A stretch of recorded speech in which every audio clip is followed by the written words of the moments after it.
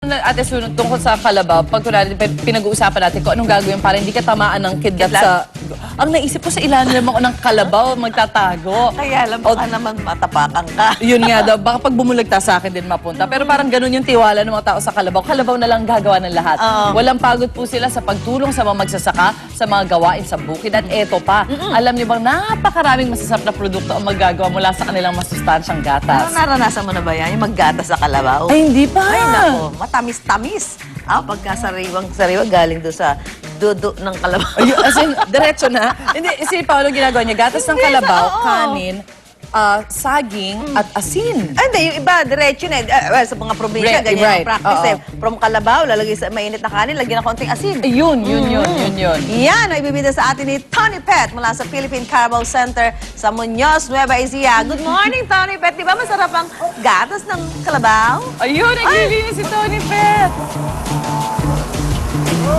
Live na live tayo. Good morning mga kapuso dito sa Muñoz, Nueva Ecija sa Philippine Carabao Center. At yak mapapawaw kayo dahil 600 lang naman mahigit ang mga kalabaw na nandito at kanilang espesyal na inaalagaan. Ayan oh, aga-aga naliligo na sila oh. Kailangan silang paliguan, linisin para mapanatili ang kanilang kalidad. Mamaya lamang papasyalan natin ang kanilang high-tech milking facility o gatasan at papakita namin sa inyo mamaya. Ihirit namin ang paggawa ng iba't ibang mga milk products mula sa Carabao Milk. Alright? Wow na wow, mapapawaw kayo sa mga kalabaw na ito. Tutukan lamang yan. Come on, good morning, Carabao!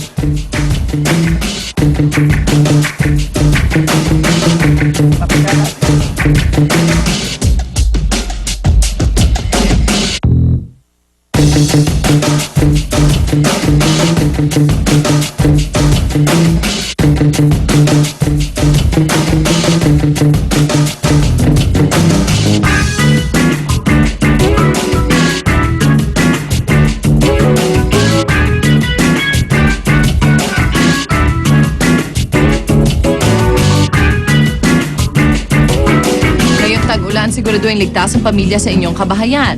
Kaya ito ang ilang tips ayon sa eksperto. Kailangan titingnan nila yung bubong, kung kailangan nilang i-secure ito ng maigi. Tingnan yung mga, kung may mga butas, no, para hindi tumutulo. Dapat din daw malaman kung ang lugar na inyong tahanan ay malapit sa ilog o anumang maaaring pagmula ng pagtaas ng tubig. Kung binabaha ang tirahan, siguraduhin ilagay sa lugar na madaling ma-secure ang mga appliance at iba pa mga dekuryenteng kagamitan. Alam nila yung evacuation route. Kailangan alam ng bawat pamilya kung saan sila lalabas at pupunta. Alamin din kung kailan kailangan mag-evacuate. Mainam na mag-monitor ng balita sa radyo at telebisyon at lumikas agad kung ito ay may babala ng kinauukulan. Alamin nila yung mga importanteng dokumento. Kailangan i-secure na nila to. No, katulad po ng passport, birth certificate, yung mga kontrata, no, lalo na yung sa bahay, no, na mailagay na nila sa plastic. At importante rin na alam ng buong pamilya ang mga numero ng mga disaster response team sa area. Mga kapuso, dobleng pag-iingat lamang ang kailangan ng masiguro ang kaligtasan.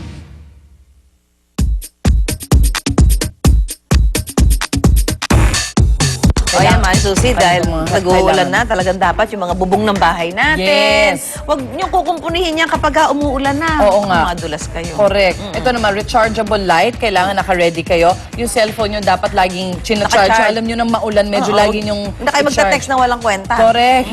Forwarded messages. Conserve battery. Yes, at kung meron maganda, meron kayong transistor radio. Yan, na may, yung transistor radio niya dapat may baterya. Correct. Yan, Kasi kahit may transistor kayo, kung transistor radio, walang baterya, useless. Wala din May yan. mapapakinggan si Susie. Ikaw, ang may radio show. Ngayon naman lipat tayo kay Ivan.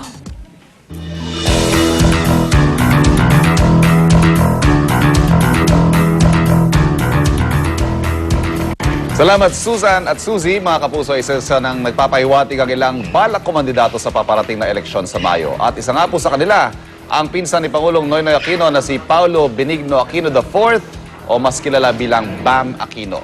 May blessing na raw siya ng Pangulo pero sa ngayon, hindi pa siya sigurado kung tatakbo bilang senador o congressman. Maugong din ang posibleng pagsabak sa politika ng bunsong kapatid ni Pangulong Aquino. Walang iba, kundi ang aktres sa si Kris Aquino. Kaya naman, tanong ng ilan, simula na nga ba ito ng isang Aquino dynasty? Yan ang pag-uusapan natin kasama si Professor Winnie Malsod.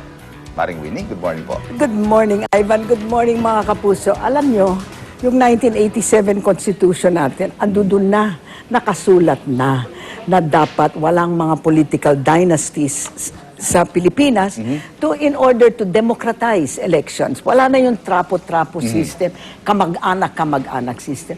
When was the Constitution approved, ratified? 1987. Hanggang ngayon, 25 years later, mga kapuso, wala pa tayong anti-dynasty bill na napasa. Bakit? Ano ang mga sinasabi ng mga against it? Even if it's in the Constitution, ha? Ayaw nilang pasa. Kasi raw let the people decide. Ayun nga mahirap. Sila lang naman ang may kakayahan tumakbo dito di ba? You know, it's such a let the people decide. That's what a democracy. No, the problem is merong tayong market failures in the political market. Walang information, walang and then there are people who are poor and who need money and therefore are much easier to not naman to bribe but to influence, hindi ba? Kaya, at saka alam niyo mga kapuso, this is not just because we don't like dynasties, pero yung mga saliksik, nagsasabi talaga na ang resulta ng ang findings ng mga saliksik, na generally, yung mga areas kung saan may political dynasties, where political dynasties are defined as same time, governor, vice governor, mayor, You have council, at or least whatever. 2 or 3 na nakaupo. Dynasty na po ba yun? Oh, yeah, I mean, something like that, no? Kasi different definitions. Kasi hanggang ngayon, wala pa tayong definition. Yes. Nasa sa batas yan. Alright, ano ang resulta ng saliksik? Yung mga lugar na may marang political dynasties have the higher probability of having poverty or less human development. So think about that, mga kapuso.